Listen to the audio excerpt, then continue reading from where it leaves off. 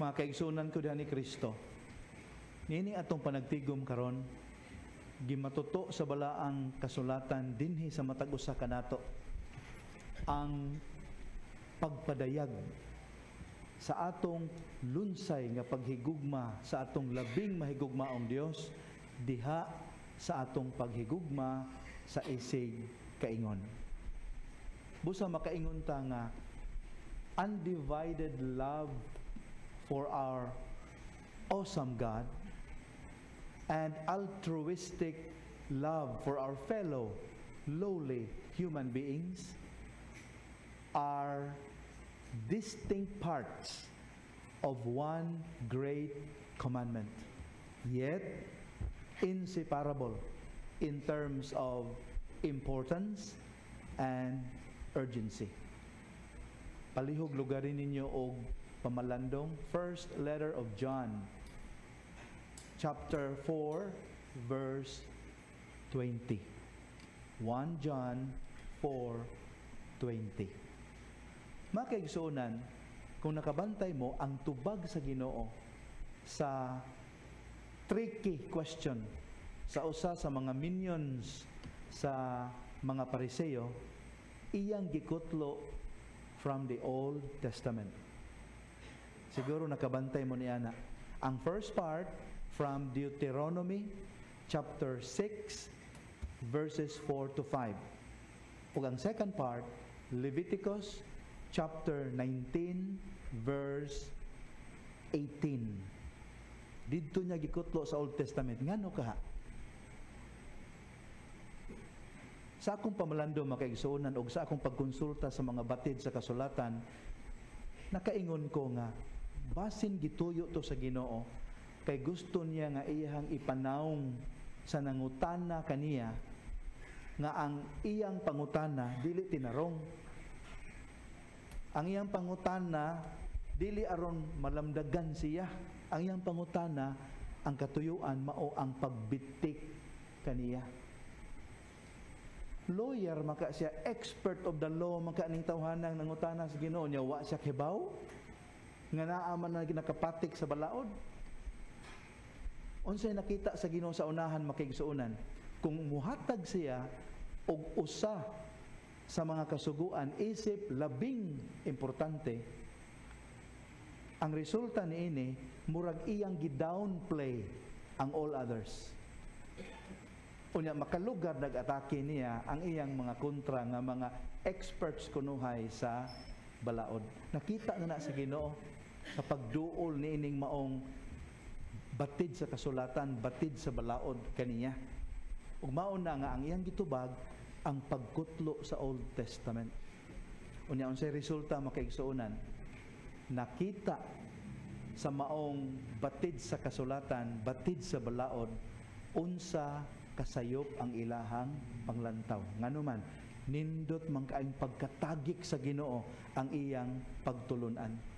Iyang gipadayag ngadto kaniya og sa mga naminaw kanila nga ang paghigugma sa Dios dili gyud pwedeng bulagon sa paghigugma sa isig katao. It was the Lord's way of telling the one who questioned him, love has a face. Kining paghigugma dili ni siya abstract. It has a face. And that face is the face of your neighbor. Nya usahay ang maong dagway dili makapahimuot. Ang maong dagway makapasurok sa dugo. Nya gilangkob pa gyud sa Ginoo, and the second is like the first. Ni samot ka inconvenient para sa mga naminaw niya ang maong pagtulunan.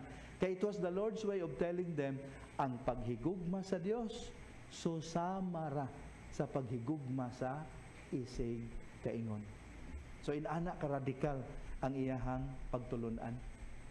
Kaya bitaw kunoy katikista makaigsuonan nga iyang gi-emphasize sa iyang mga estudyante nga naay mga butang nga dili mapalit sa kwarta. Ilabi na ang pagtudlo sa kasing-kasing, kay the heart is so difficult to persuade. Mao tong iyang tagaag example ang mga bata. Sige, kinsa ninyo dinhi nga anda mo dawat sa akong 1,000 pesos, iya din gidanggol ang iyang 1,000.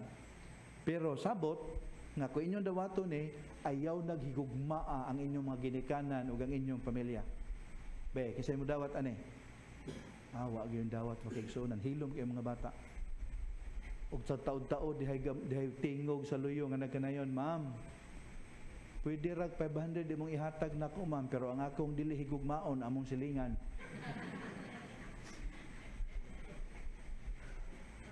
Hagit jud makaigsuonan kining gipadayag sa Ginoo nga kamatuoran nato.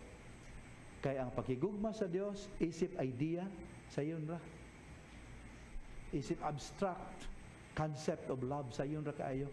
Ang lisod kaning particularized love diha sa ato ang isig kaingon. Kana mo'y hagit nga ipakita niya.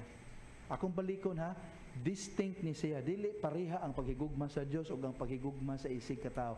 Ang gigamit nga termino susama, like, dili pareha, exactly the same. Pero dili siya pwedeng buwagon. Magpares gyud ning duha. Unsay mahitabo makigsunan kung atong buwagon? We love God but we don't love our fellow human beings. Unsay mahitabo nato? Katong giingon, katong akong gipabasa ninyo kaganiha, mahimo tang bakakon. Mahimo tang hypocrites in the eyes of God. Munang unsa say mahitabo kung puro sa buta paghigugma sa atong isig kaingon. Say mahitabo na to ana usahay, mapalabi na to ang tao kaysa Ginoo. Mao bitaw mga spiritual writers would always instruct us, this is the state of priority sa kinabuhi sa usa ka Kristohanon. First and always first, God. Second and always second, persons. Third and always third, things. And that would include positions and possessions. Loving God and our neighbor. Makaigsuonan, ato kuno hagiton ang atong kaugalingon karon to make our love for God as our special motive in loving one another. Nganuman, matud pa sa mga batid sa kasulatan, if we truly love God with all our heart, with all our souls, and with all our minds, everything else will just fall in their proper places. Ang mga tao nga tinuray na higugma sa Dios, kamao mo deal sa usag-usa. Kamao siya mutuman siyang obligasyon sa gobyerno. Kamao siya mutanaw sa iyang kaakuhan ngadto sa kinaiyahan. Everything will fall in their proper place. Basta unahon ang paghigugma sa Ginoo. Kay kana may maghatag ka nato proper perspective. Maghatag ka nato og perfect structure sa paghigugma sa atong isig kaingon. Dihay usa ka journalist makaigsuonan nga naghimo siya dokumentaryo mahitungod aning grupo gani ni Mother Teresa. Nya didto gyud sa India. Nya nakaobserba siya usa ka madre nga batan-on nga foreigner nga perti gyud kaayong mahigugmaon kay nakaatiman sa usa ka dying destitute nga puno sa mga nuka-nuka. Unya ang nuka kay taud-taud na didto nga si kalangawan giulod na. Nya mahigugmaon kanya gitagsag-tagsag tambal gihunaran ana wa na gyud kaantos ang journalist makaigsuonan iyang giduol ang maong batan-ong madre ug iyang giingnan, sister, bisag tagaan pag-us ka milyon di gyud ko mabuhat ana, dali kay nakatubag sa lang madre makaigsuonan, ako pud sir 1 million di ko mohimo ani oy, pero free nako ning buhaton because of my love for God. Kana nga matang sa motibo mauntay magtukmod kinato in dealing with one another. Nya kung ato nang mahimo makaigsuonan, atong natuman kining gibatbat sa Ginoo sa tuang panagtigom karon nga higugmaon nato ang Dios labaw sa tanan ug ang atong isig kaingon susama sa atong pagatiman sa atong kaugalingong kaayuhan. Sayon na ning maong mga pagtulon-an sultihon familiar na kaayo kini kanato, pero dako ang pangutana kung ato ba kining napuy-an.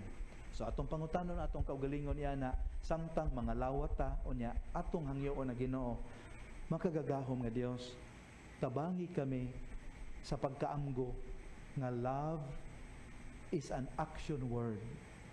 Ang gugma Ginoo amo untang ipakita ug ipadayag ug dili lamang pagahisgutan. Amen.